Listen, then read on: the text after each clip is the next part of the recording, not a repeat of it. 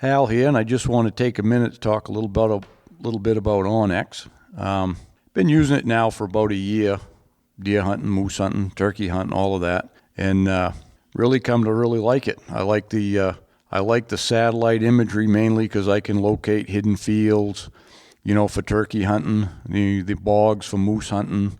You can tell the different stage of cuts up here in the big woods for deer, whether it's clear cuts, select cuts, see the skid roads, and it's really a big help I found coming out at night. It's can really tell you like the easiest way to get out, if you got a couple miles, a couple hours to walk out. And so anyways, got the app on my phone, got the chip in my GPS, and I'm good to go. So not only that, it's used by 4,600 game wardens across the country, which is pretty incredible, and Bureau of Land Management, Forest Service, wildlife biologists, and all that. They all use it, so I guess it's something you ought to be using too. So anyways, go to onx.com and you punch in the promo code BWB, and you're going to get a 20% discount. Good hunting.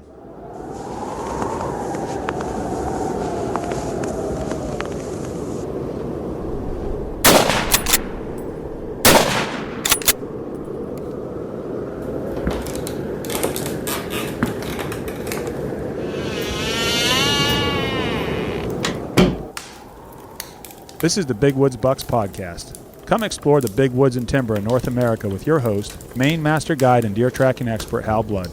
Listen to Hal and co-hosts Lee Libby and Joe Cruzy as they unlock the secrets of big woods whitetails. Each episode will provide valuable insights in the tried and true system Hal has used for the last 40 years to scout, locate, and hunt mature big woods bucks. Listen and laugh as the crew discusses Hal's legendary adventures and learn how to apply a lifetime's worth of lessons from the big woods to your own hunting and outdoor adventures. Welcome to the Big Woods Bucks podcast. I'm your host, Hal Blood, sitting here with Lee Libby. Hey. And Joe Cruzy. Hello. And this week, we're going to be continuing our little talk about spring scouting for deer, miscellaneous antler hunting, whatever you want to call it. Some people do it different ways anyways, but so, and later on in this podcast, Logan Rackcliff's going to call in and tell a little story about his buck he shot last fall. So we got a little bit deer hunting stuff going on here in the springtime. Did we cover that already? I don't know. What? Logan's deer? Yeah. No. Didn't he call in? I don't know. Maybe he did. Well, we'll talk about We're something with talk him. about it again. Well, I forgot, obviously, so looking forward to hearing it. Maybe Yeah. again. When you get my age, you'll really start forgetting. Yeah, every week's a new adventure, huh? Yeah. Yeah. Every week, every day. I'm not far behind you, Hal. Don't worry. Oh. I think it's selective, really. It is, because I don't remember none of that stuff. But when I get in the woods, I remember a tree I saw 10 years ago. Yeah.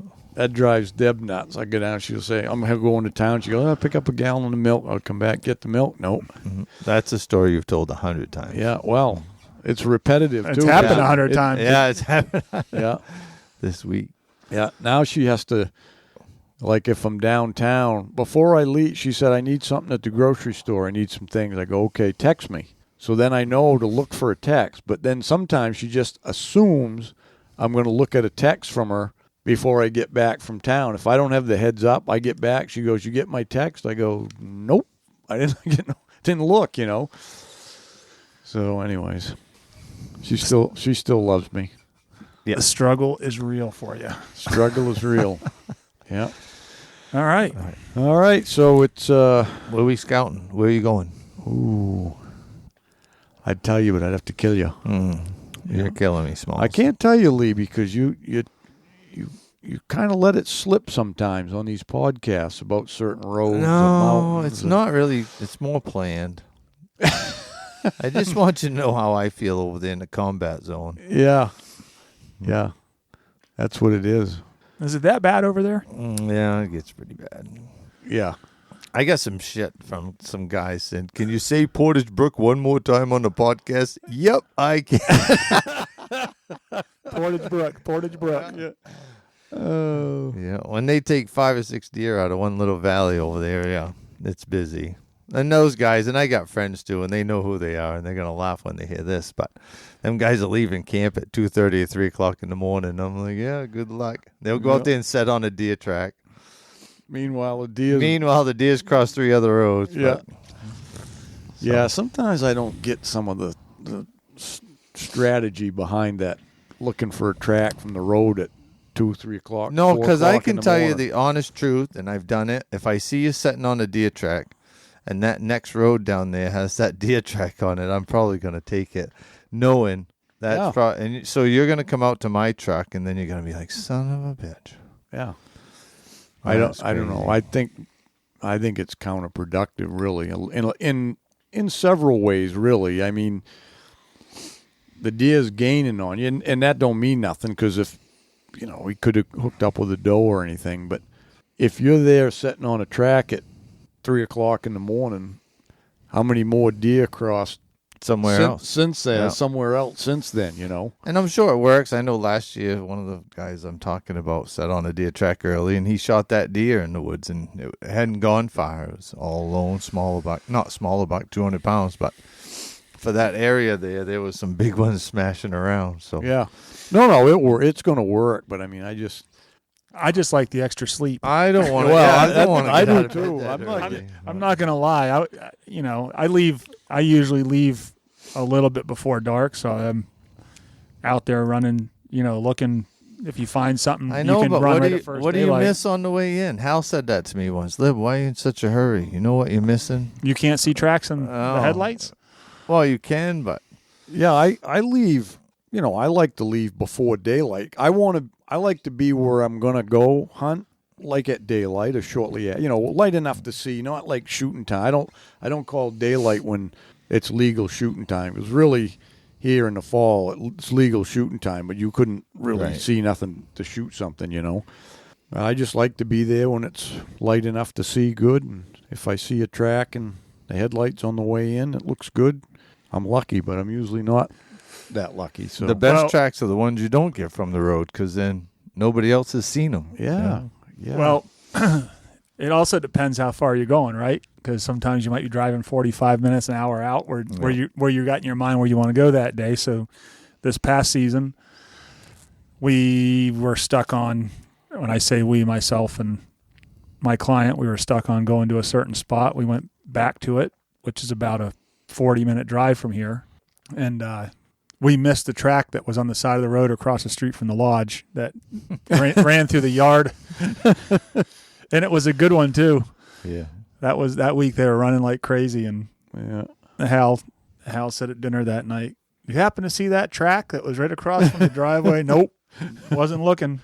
Oh, well, so sometimes they're right under your nose. That was the day the vehicle hit the doe, right? That's right. Yeah, that was too bad. Yeah, hit the doe right. That the buck was probably chasing. Yeah. They were chasing around there, and I was pulling out of the lodge. I think it was on that Friday, because that was the first week, I think, because Roger had got his deer, and I looked out the corner of my eye, and there's a doe laying there just up off the side of the road there in an open. Like, don't look right, About 150 feet from where we eat our meals. Yeah. I get out to look at it, and I look in the road, and there's a big buck track ramming all around with 2 or 3 deer, but evidently they got chasing around the road, and that doe got picked off by a car or a truck or something there. But she wasn't going to make it. She could just about get up and lay back down, Yeah. Call the game warden. They come down and took care of it. It's funny because, where the lodge sits on the lake and everything, it's not like a natural place where you normally ever see a deer track. Yeah, just because the highways here and everything. But that week, we had tracks all over the yard, everywhere. Yeah. I mean, the deer were running like all over where we're sitting right here. Yeah. They were running crazy. And we were driving 40 minutes. Yeah. Oh, I always did that too when I was up the other place there. I'd come back and be deer up across the yard and crossing the road. And they still do quite often. I've been out. I remember a couple of years ago up at my place now there. I'd been all day and I either couldn't find a decent track or something happened where I didn't do anything. And I get back and a great big buck had crossed my driveway first thing in the morning. It must have been after I left because it wasn't there. So it crossed like sometime during the day, Crazy. I miss those days. They'll be here soon enough. I know. Yeah. Yeah. Yeah. So until then, you can get out and scout around. I tell people I don't always necessarily need to go out and spring scout. I mean, I hunt this area, so I know it good, but sometimes I like to get out just to kind of check on some old places or look around. It's something to do in the spring, but if you're going to hunt anywhere up in the big woods, and I think it's kind of important for a lot of guys that don't live here, that travel up, maybe they get that 1 week or maybe 2 weeks to hunt in the season. If you don't come up and look around, the place you were hunting might have been logged off during the winter, and you show up in the fall, and then all of a sudden your favorite place is gone, and now you got to scramble around to try to find a place, try to find something else. So that's actually a really good point. That's one of the things that I was thinking the other day. Back to Lee, did you hear that? He said I made a good point. I'm just here to pump you up, Al. Well, it made me think about the other day, one of the spots I'm going to go back into here once the snow's down a little bit and poke around. I started thinking the last year how they had it.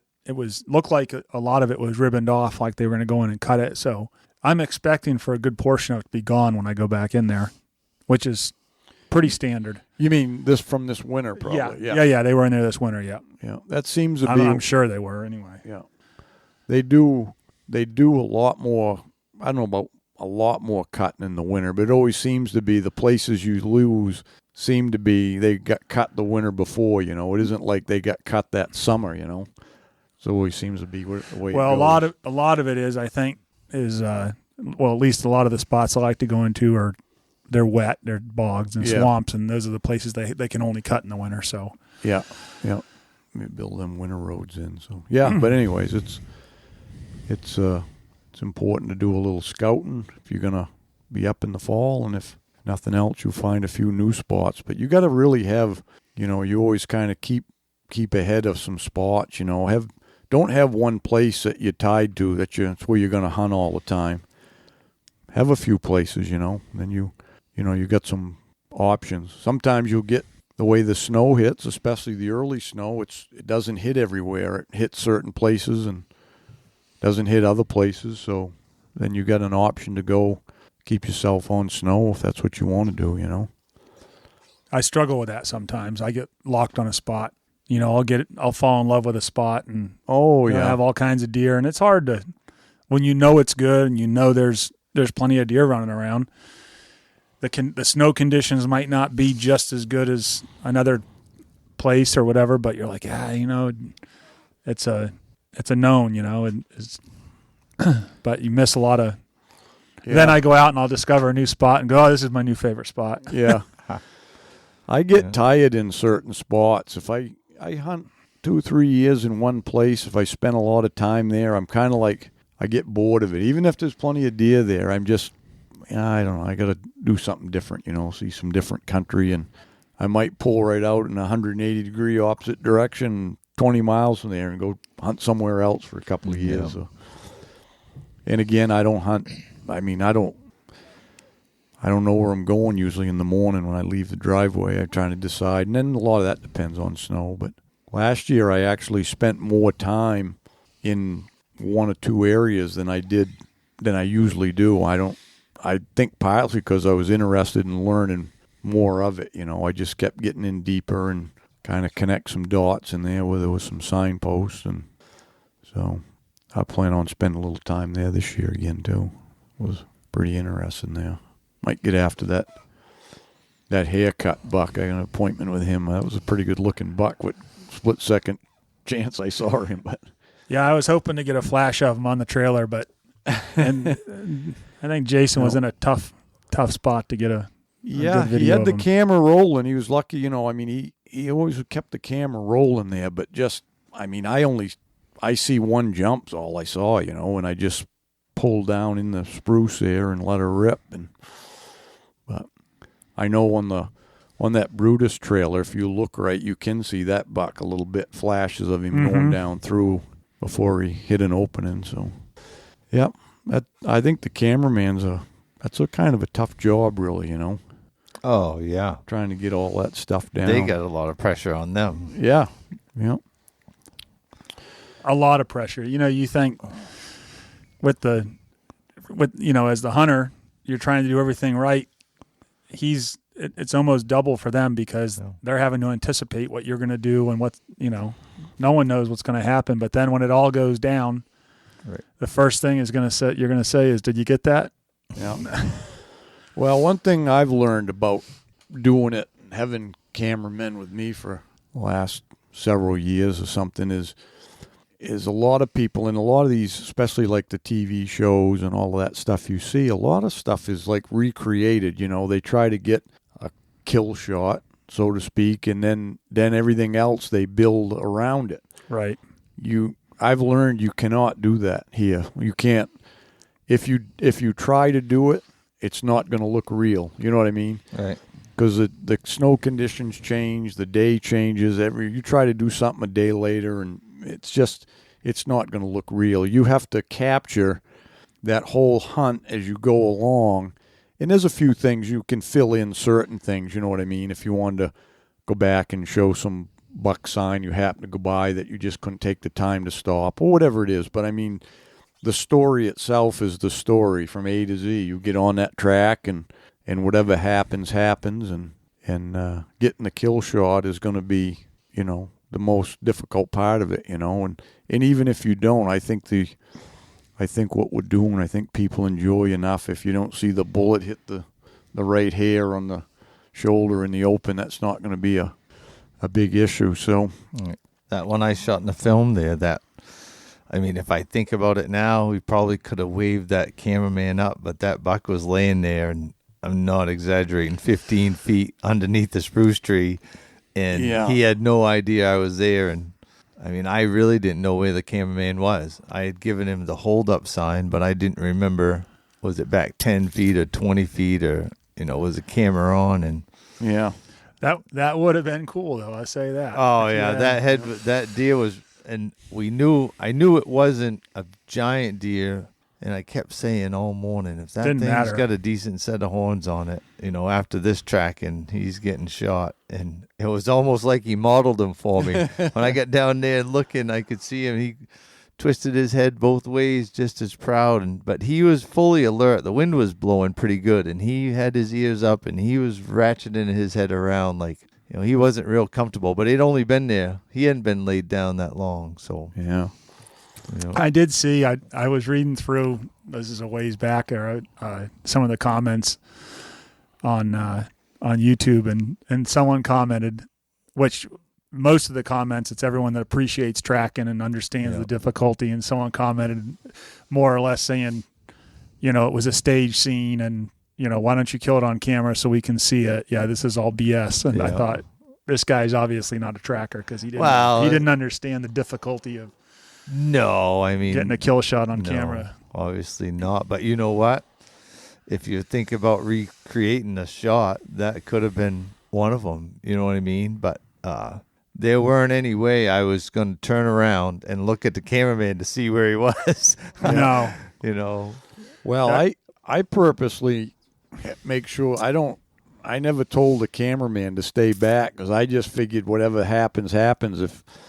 If you don't get it, you tried, but the cameraman ain't going to get it if he's not with you. You know what I mean? And I did, like, we had hand signals. If I put my hand up, you know what I mean? Like, you just stop. And sometimes instead of me going into a spot and looking or circling around trying to straighten out a track and have that cameraman beating around with me, just stand there.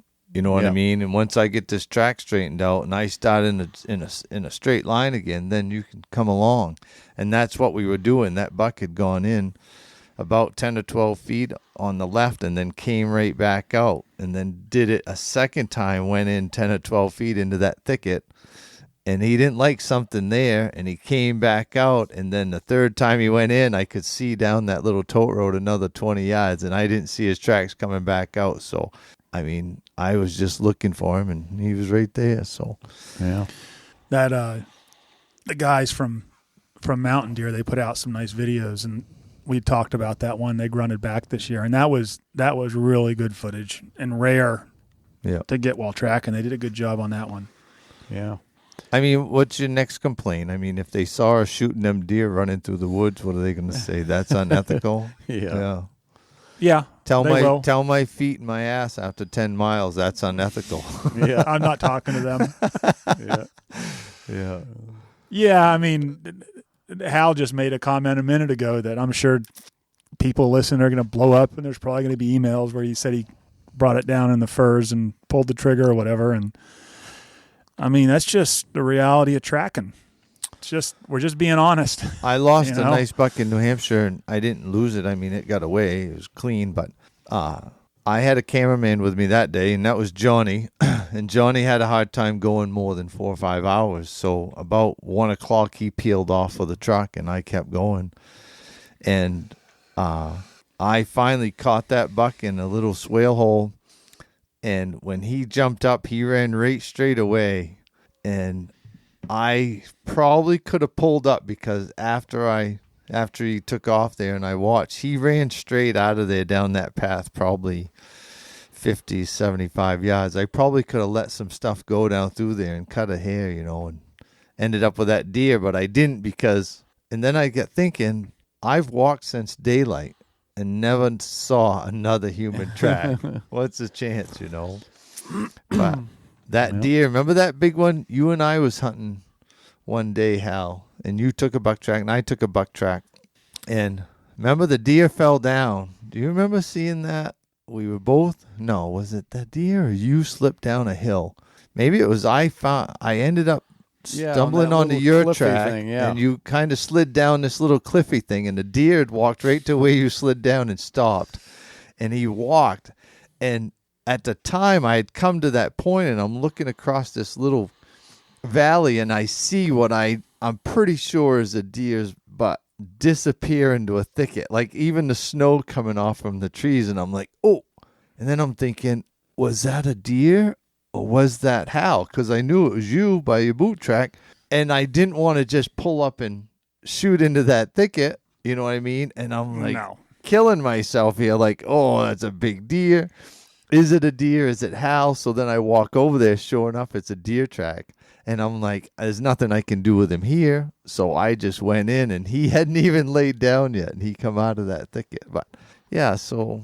Well, I think the thing is that, you take everything into account when you're out there. Right. Where Hal was in that situation, yeah, he knows there was no one else. He knows that deer disappeared behind, and you're talking about a fraction of a second that he had to think about it and pull up and shoot. So yeah. Oh well, I see the whole deer, and there's no question it's a deer. But I've shot several of them like that. If you get the swing on them and you pull into the furs or whatever, usually it's spruce or fir or something, and get them.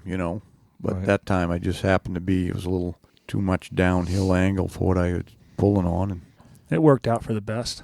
Mm. Yeah, made me go the whole season, which is good, really. I always thought the best hunting season was you hunt all season and shoot one at the end. You get all the days in. The year before, I shot that one that called the SOS buck. I shot him on that first Tuesday, and I'm twiddling my thumbs waiting for some snow somewhere else all season, Yeah. Myself, I'll take the first or second day this year. Yeah. I'd be all right with that at this point. I always said, though, you got to get them. You got to take them when you get them. You know what I mean? You can't say, well, we'll get a better chance. I'll let that go. And I mean, I've done it plenty of times, but if it's big enough, you got to decide if it's big enough. You're going to shoot it at the beginning of the season or the end, because a lot can happen in between, like the snow melts and you don't get any it turns more, to a crust. Yeah. Or it gets knee deep. I mean, last year, the last day I was out there, that snow on the backside was over the top of my knees. And, I mean, what are you going to get a day? 4 or 5 miles like that? Yeah. You're done. Sometimes it takes that long to find him. Yeah. Got his track, Yeah. That one I was after last year, it was 1.8 miles from the truck to the signpost rub.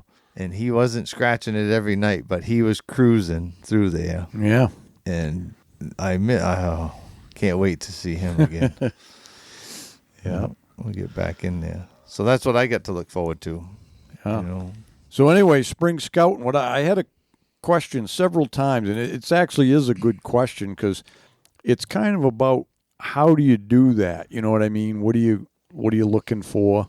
And what sign you're looking for, what terrain, can you find it on a topo map? Yeah, you can do all of that stuff, but that's basically what I do. I look at a place maybe, on the topo map. I like to look at the topo maps because you can see where all the wet trickles are, Then I can get on the satellite imagery later, but to me it's the topo map's important to tell you the terrain. And I can look at a lot of the terrain and kind of figure out where the deer probably travel.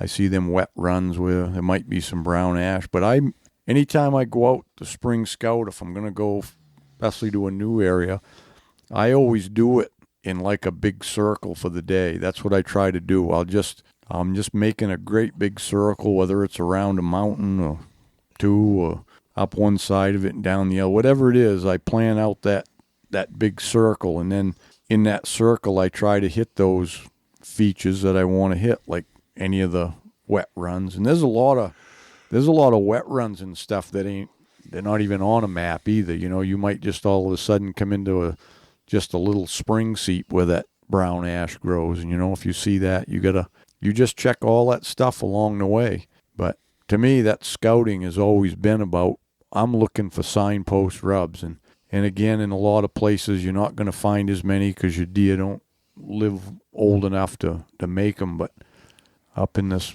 big woods of northern Maine or any of the North Country, there'll be signposts, and that's just the key to the whole thing, finding them, and tells you where the bucks are always going to travel, and you key in on some of that stuff, and that's the start of it. And then, I'm always looking for how many does there might be, because you can hit a spot where there's some good signposts and you never see any other sign of any deer. It doesn't mean it's not a good place to hunt, but them bucks might, some of them signposts, and I've learned it by putting cameras on over the years, that buck, a certain buck might only get by there once or twice the whole season. It's not, they don't always get in there every couple of days. I used to think they were in their circuit.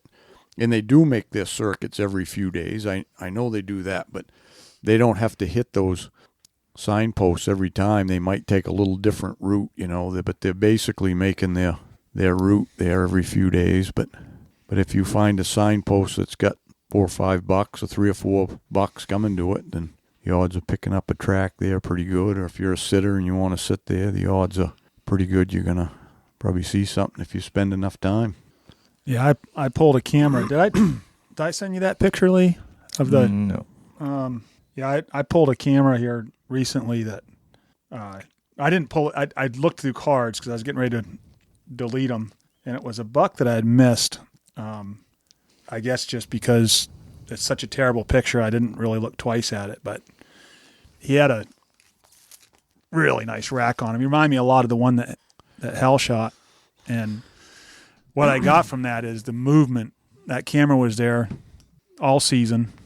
It went in October, and it wasn't until somewhere around the 20th that I had, I think, 5 or 6 different bucks on it. It wasn't on a signpost. It was on just a travel corridor. Yeah, 20th of November. Yeah. Yeah, when they get, if you're on just a travel corridor, you ain't going to see as much there until they travel more, like during the rut, But I mean, just how it can be, for weeks, nothing, then all of a sudden it just turns on. Yeah. So, yeah, I think it's good to, you can learn the area too, like southern Maine hunting.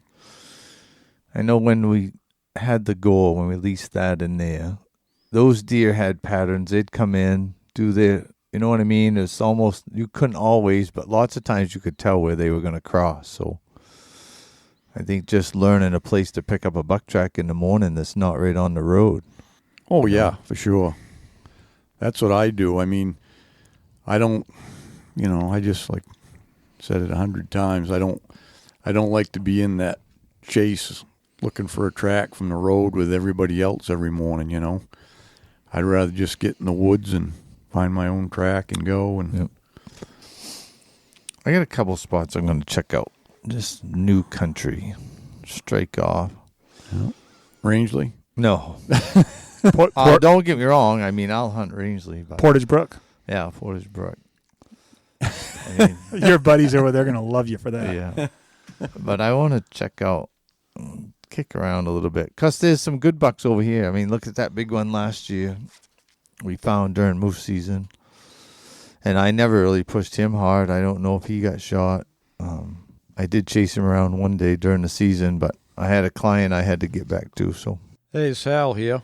I want to talk to you about a new partnership we have with Yokohama Tires. And at Big Woods Bucks, we don't take our partnerships lightly. We focus on things that we can use and can believe in and trust. And I've been running a set of the Yokohama Geolander MTs for about a month now. And over the years, we've had a lot of trouble in the woods, with gravel roads, shale roads, and flat tires and stuff. And so I tried these tires out on a moose hunt, and they worked fabulous. I had no problems with them, and still testing them. But the thing I like, too, is I made a trip to New York, and they're for a mud tire, they're extremely quiet on the road. Probably the most quiet ones I've had for an aggressive tread tire. And so I'm going to keep at testing them here, but I think they're going to be the ticket. I've used dozens of different tires over the years, and these look like they're going to be the ticket. So anyways, the tires are made right here in the USA, down in Virginia. All the light tires, light truck and car tires. There's like 51 sizes available.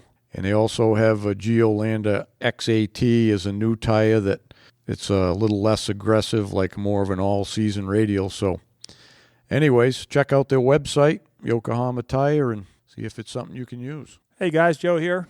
Wanted to take a few minutes to talk about Lake Parlin Lodge. We're a 4-season lodge located just south of Jackman. We've got cabins, lodge rooms, mini lodge. We're a big snowmobile destination in the winter, full restaurant, bar, all the amenities that you need for your trip. Open obviously through the summer, right on the lake. Kayaks, canoes, all included with the cabin. We also do a lot of weddings, so if you're looking for a destination wedding, we can do a wedding up to 200 people. And, of course, we've got our hunting season, moose season, deer season. So check us out. We're at lakeparlinlodge.com. nobody caught that, did they? How? I chased him around one day, but I had a client to get back to. Hal's phone. Hello? Hello. Hello. Logan. What's going on? Oh, we're talking about deer hunting. What's going on with you besides a new baby? That's about it. Boy or girl? Girl. Another girl. Congratulations. Yeah. Sisters, thanks. Yeah, so as a dad, as these woodsy dads we are, to get my other daughter asleep, I threw her in the car and took a nap. Get her to take a nap. So. Yeah. Here we are. Well, good. She's all healthy then. Yeah, everybody's healthy, so thankful that's all good. How are you guys? Doing good. Just waiting for the snow to melt. Yeah. Can you hear me all right? Yeah. Yeah. Are you getting an echo on your end? Nope. No. Good. Now we can hear you fine. Loud and clear. Okay. Good. Yeah. Good. So what are we talking about? We've been talking about doing a little spring scouting. You down your way, you must be able to do that now. Yeah, I've been doing it kind of all winter, really, because we would just have just enough snow. I could go track and had a really fun winter kind of hitting some areas around here. There's some spots that are like 5,000 acres public land, and I can't believe I haven't found a shed. I found one little one, but so, with the family, if I can, sometimes I'm getting into a little bit more hunting somewhat closer to home if I can't get up north. So that's been kind of fun. Yeah. A little different hunting though, ain't it? Yeah, definitely. Yeah. More deer, but not as many big ones. Yeah, well, I don't know if there's probably as many big ones just because there's so many more deer. You know what I mean? Like just percentage-wise. There is some huge tracks. You just have to find them. The only thing is, if you typically they actually stay around the tops of the mountains. The deer that live in those big chunks, they want to stay there. But, obviously you could eventually end up in a backyard or there's some pretty huge meadows and stuff, and they disappear into those, and it's all over. So, but you know, it's much rather be up north, but do what you got to do. So. Yeah, that's what it is. You got to make use of what you got, right? Yeah. So it's just 4.5 hours just to get to where I can start hunting, and then by the time I get out of the truck is like 6, and so it's just I don't know. I get up there all I can, but I figured out I need to be ready here too, I guess. Yeah.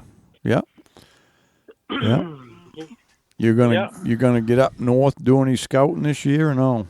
Are you kidding me? He just found out he's got a new baby. He's not going anywhere. I just found out. He was just told. I think he's just realized.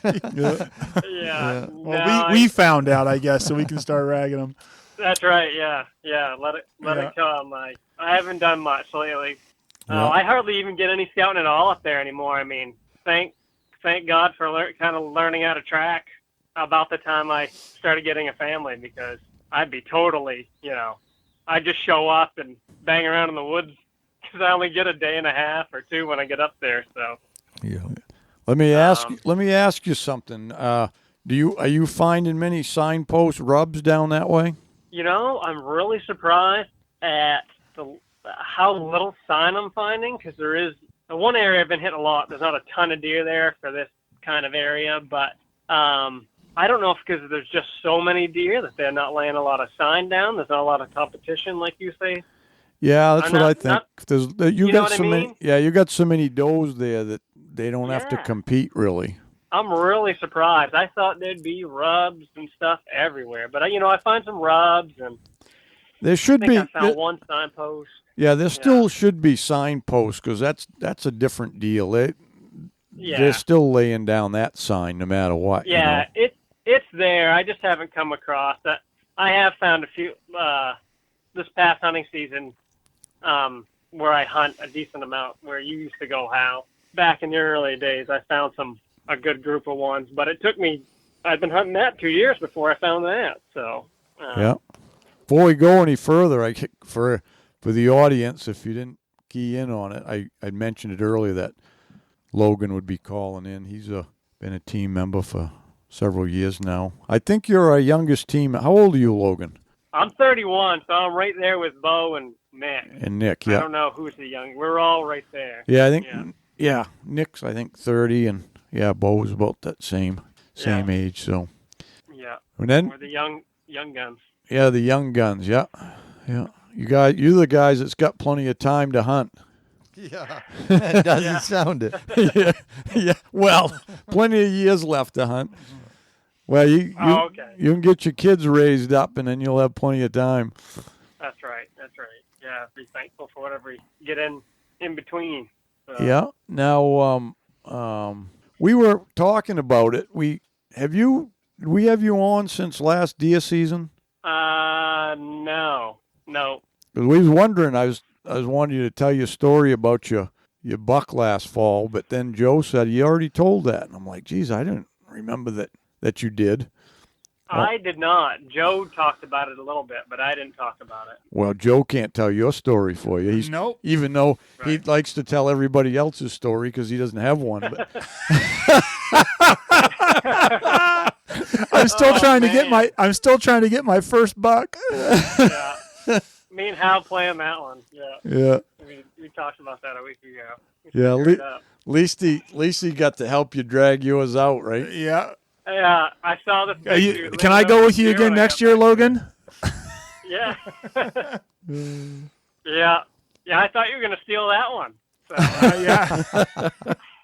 I thought about it. Who's this big dude looking over this deer over here? I was looking for a fight. Lee said you were out in the woods a couple miles away, and I get up back to the deer, and I'm like, whoa, what's going on?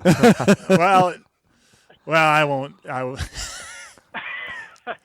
I was going to say I didn't see a tag on it, so I was going to, but there was. Right. But there was. Yeah, there was. There was one. Thank God for Lee. So. Yeah. So there was a little luck involved in this hunt last fall, I hear.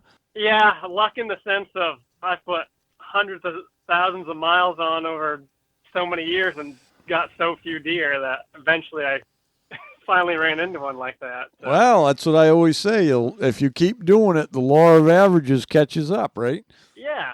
I mean, you know how many seasons I've walked hundreds of miles and sat hours and, it just comes so close and you just happen to hit it this time. And without all that time you spend and experience, like, just the time when I slowed down, I don't want to give myself credit here. I'm just talking like experience that, like, these thoughts that go through your head when you slow down and you looked and that deer never moved. I saw like a tiny piece of a deer butt way down in the woods, so I wait a minute.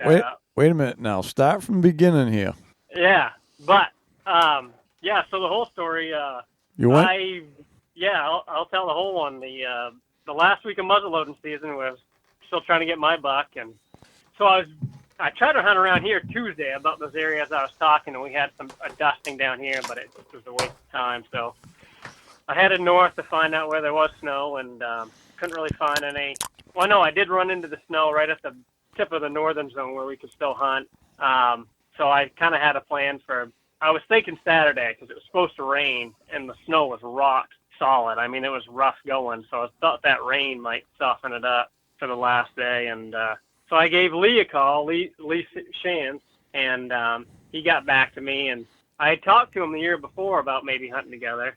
And so we talked, and he was nice enough to invite me up. And we made a plan to meet, I think, at 6 in the morning, Saturday or something like that. So I struck off, and, on the way up, you punch stuff into Google Maps or something now, and they take you all these back roads, which is great. But, boy, it was foggy, and it was all bare tar roads. I was in two-wheel drive, and I hit a couple.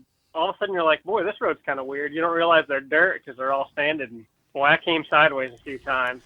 It just seems like it's part of every hunting adventure. And then I'm almost to Lee's, and I get this text from Joe that says, watch out. Oh, no, I was almost at Lee's, yeah. And I get this text from Joe saying, watch out, it's an ice skating rink. And I'm like, oh, man, is Joe coming? And I was actually already ahead of him. But, boy, that was slippery, wasn't it, Joe? It was slippery. Coke bottle. That's about as slippery as it gets, I think. So then Lee took you up to his honey hole, right? Pretty much, yeah. I mean, he was nice enough to bring us up there. He'd hunted it. Because he was hunting it. This Lee Libby here wouldn't do that, so Lee Shans did. Lee Libby gives out the names of all of his places so that it pisses his buddies off. And if you believe it. Guys that aren't his buddies. Lee Shans is the good Lee. Just remember that. That is a true statement. I'll go with that. You're like Mario and Wario or whatever they are. But anyway, you get up there and have some donuts. We're talking over the season, and we were waiting for the sander to come, but it was getting daylight, so we just decided to strike off. And it was about a half hour, I think, maybe to where we were going.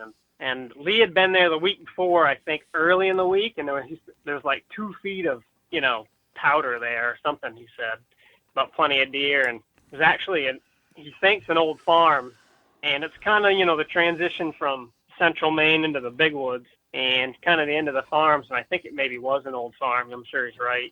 And some old apple trees there not far from the road.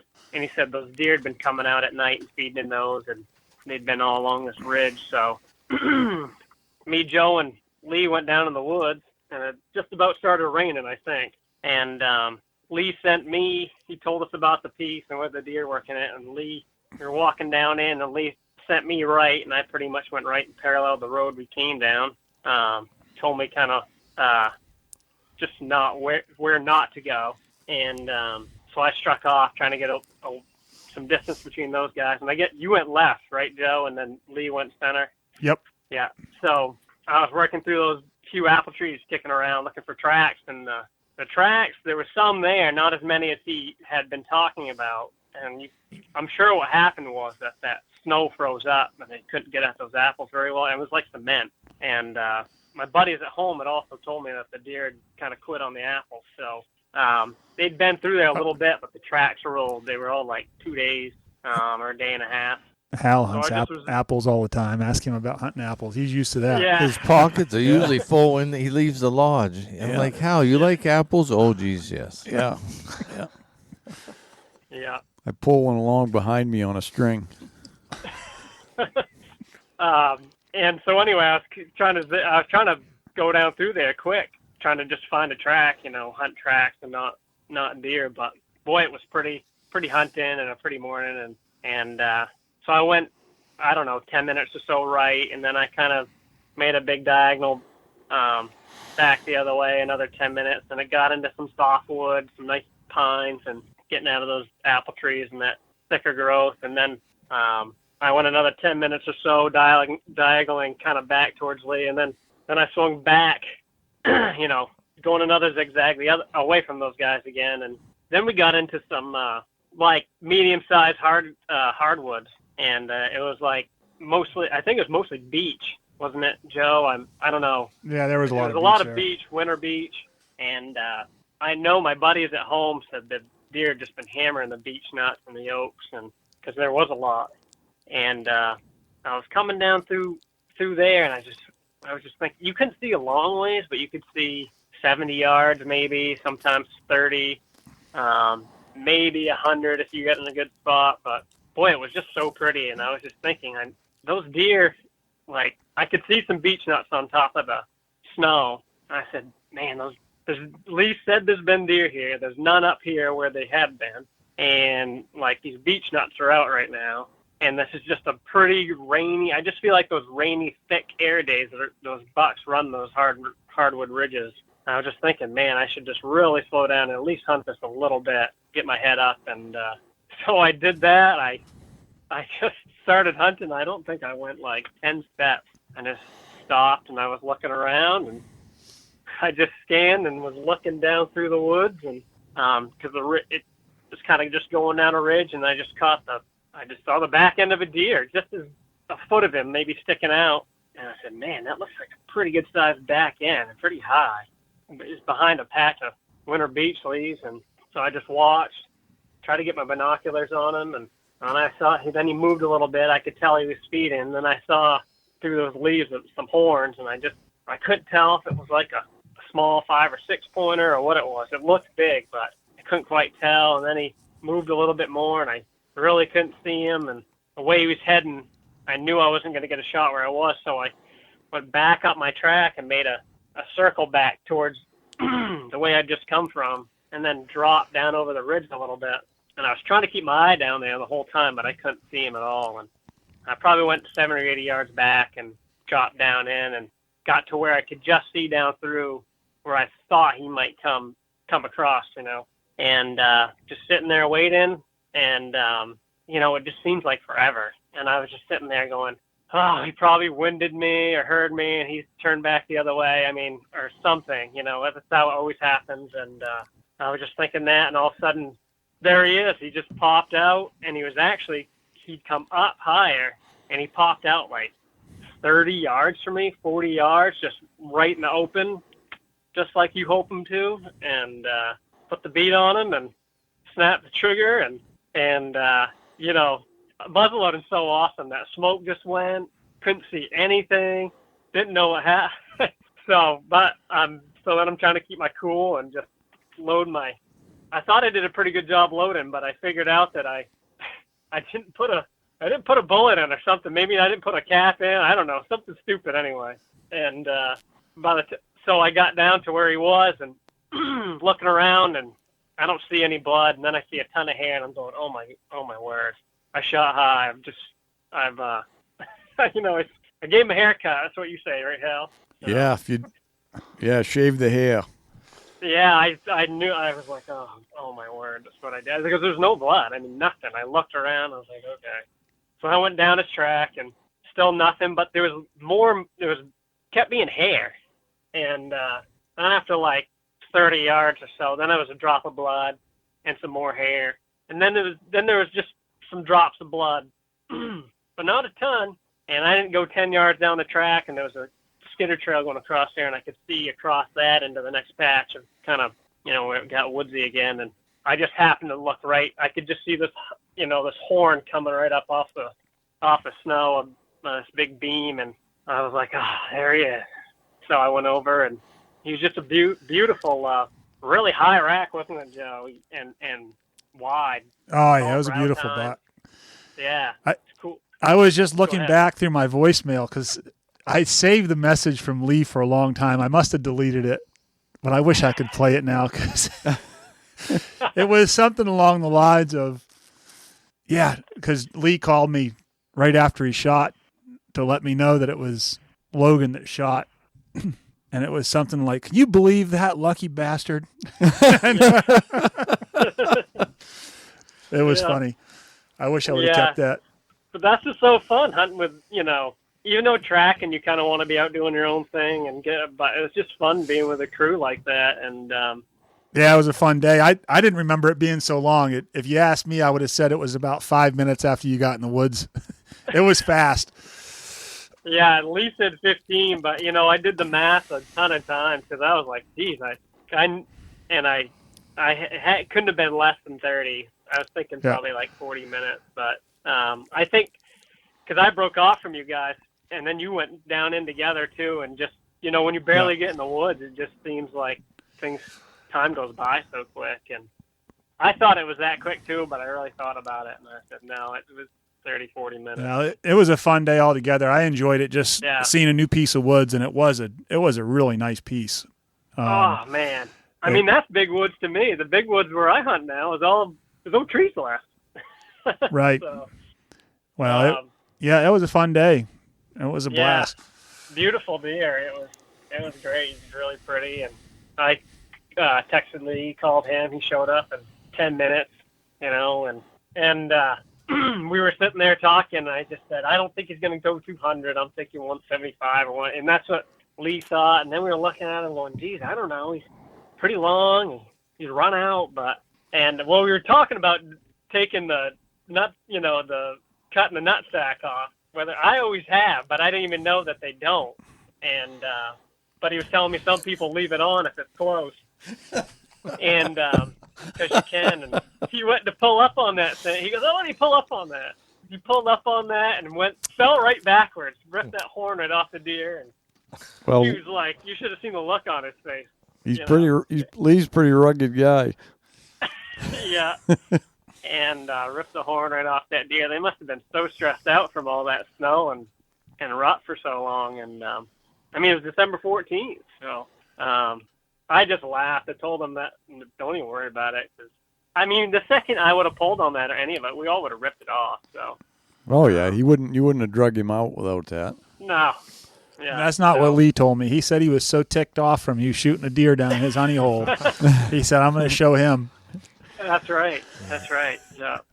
So Lee had a pretty good chance after that. Anyway. Oh yeah. We got into some deer that day. It was a good day. Yeah. He was just good. as happy for you as if he would have shot it.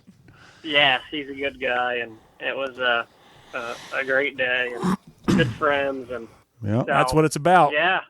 So what'd your That's buck end up weighing? He was 189, but Yeah, quite a bit of water around. I'd say he was like 187, 185. It was pretty wet out. yeah, but that's a big buck for December 14th. I don't care where you Oh are. man, Yeah, you should have seen this track. I would have taken that, and I really try to go after just big deer, and it was a big track, just walking slow. I wouldn't be surprised if he was 220 at the beginning of the season. He's a big deer. Oh yeah, probably more than that. Yeah. His track was all 3 inches wide and toes were rounded, and he was nice deer. So, You should get it mounted with one horn and then get like a replica of Lee mounted holding the other side next to that it. would be awesome. I can't imagine what it would cost to get Lee Shands mounted. He's been mounted before. Yeah. Oh, we can't pick on Lee. He's not here to defend himself. No, he's not. Maybe, I guess Libby was the ex-porno guy, right? So we can hire him. Oh, yeah. How'd that come up? Yeah. I told you, Lee Shands is the good Lee. Is this breaking news? I hadn't heard that. What did you let out of the bag, Logan? I heard it from you. Oh! I listened to the podcast. Joe was probably scrolling through some vintage porn and saw me over there somewhere. It was really vintage. Yeah. Oh. I I don't know. Those were the good old days. Hey everyone, Hal here. Just want to take a minute to talk a minute about the Woodman Arms muzzleloader. We got them all set on the website to build your own and or buy your Big Woods Bucks model. Either one you want to do. But anyways, we've tested it a lot, and I can honestly say it's the most accurate muzzleloader on the market. Best to carry in the big woods or anywhere else at 5.5 pounds. You can't go wrong with it. So get on there and check it out. Hey, Hal here. Just want to take a minute to talk about the hunting club.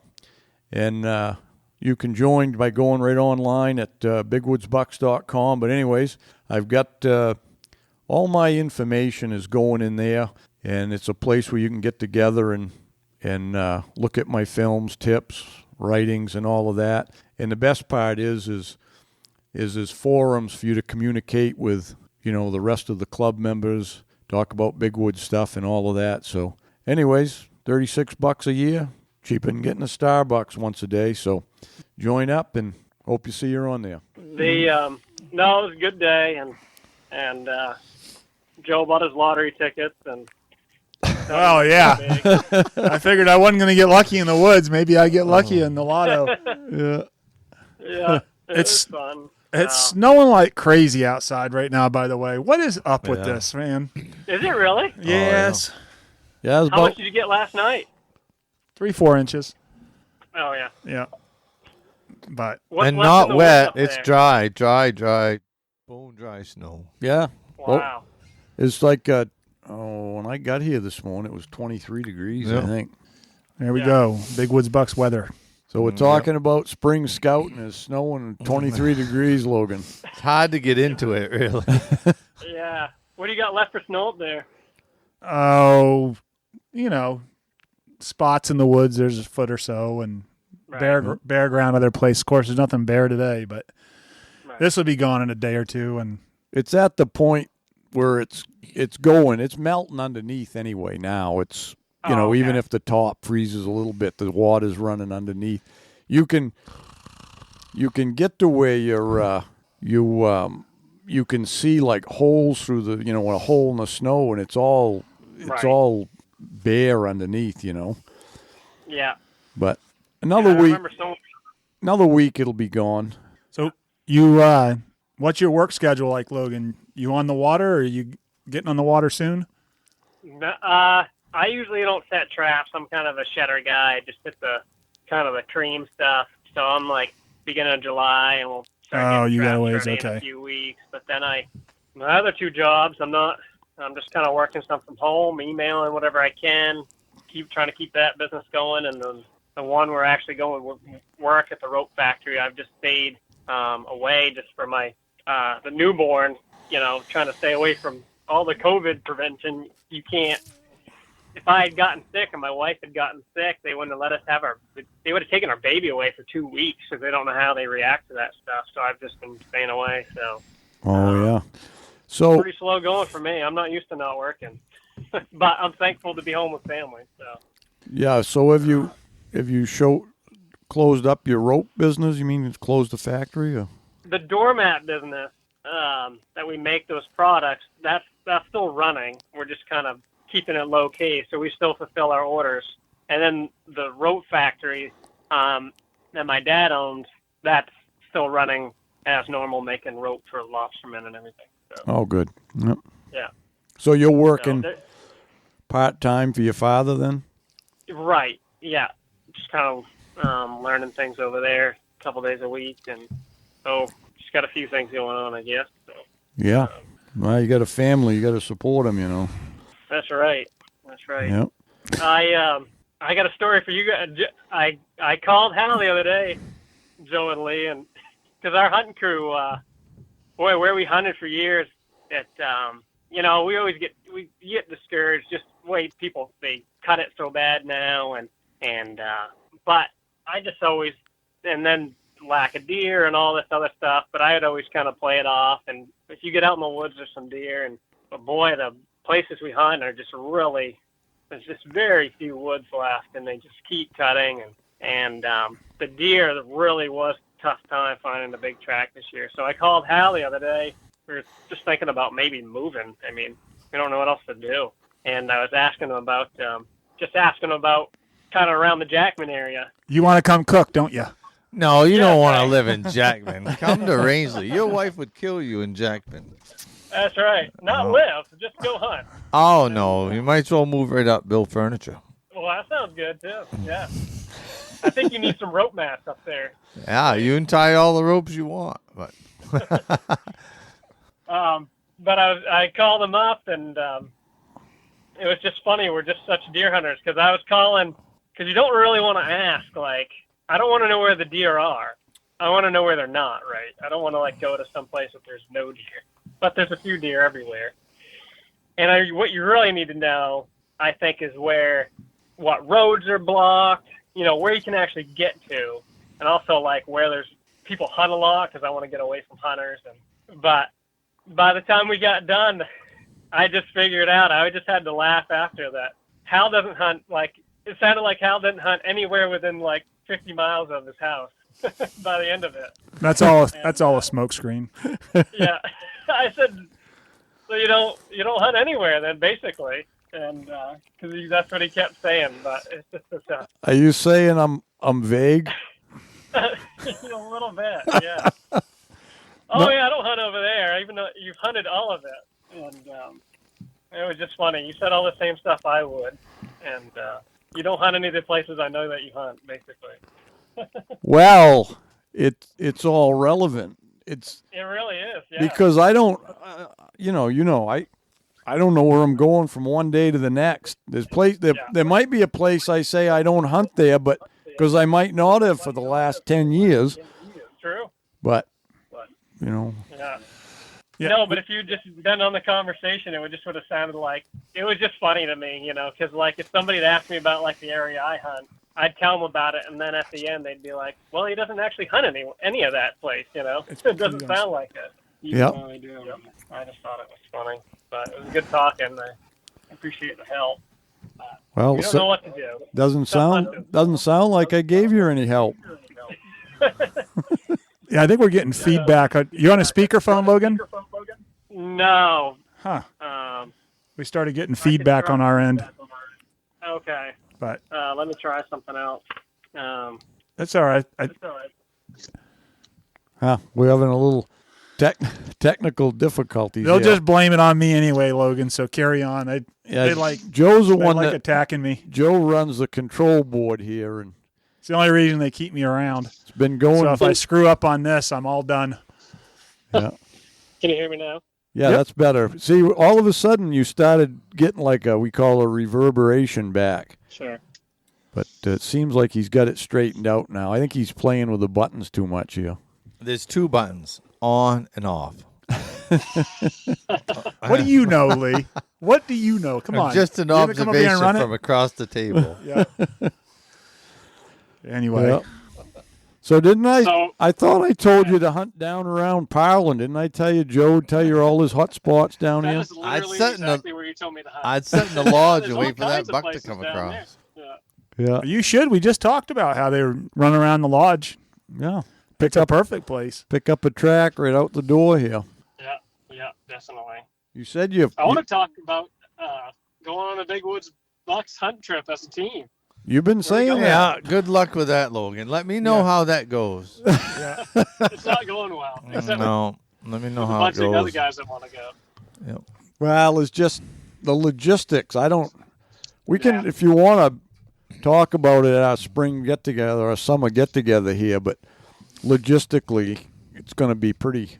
The reason we used to do it was because we were all guiding and we'd go when we couldn't guide. You know what I mean? Or we'd work around that. You know what I mean? Yeah. So I still think if anybody was going to do it, or most of the guys participate, would want to work around our season here. So We also decided if we spend any more time together, we're going to end up killing each other. So we're Yeah. well, just Lee anyway. Yeah. He's the one The that's bad really Lee. The bad yeah, Lee. the bad Lee. He's the one that bad really gets Yeah. on our nerves all the time. Yeah. Hal and I are fine. yeah, He's like the outcast. He's the black sheep. yeah. He likes playing that role. It's always fun to watch, though, ain't it? It's a car wreck every day. He's gonna get done here and call Mark Sheeran's hotline. Oh shit! Yeah, that's a good deal. Yep. Yeah. Well, wait till we start working on the guides camp this summer. And I start giving orders on that. That's what I'm going to do with that kitchen we just took out. Oh. Yeah. Ooh, I'll give you a hell of a deal on that, too. Yeah, hell of a deal. I hope it's free. Oh, yeah. Yeah. I'll send Woody a bill. Don't you worry. Yeah. You going to come up and work on that with us, Logan? I would love to. I'm sure that's going to go over good with the wife. Yeah. Yeah. Well, it just the timing. You might be able to get to stay a night. That would be great. One night for every day's work. Look, Yeah, I'm going to tell you right now. I'm going to give you a little friendly advice because we've all been there and done that. You need to give orders. You don't ask permission. You tell her where you're going. Just listen to Hal's story from earlier.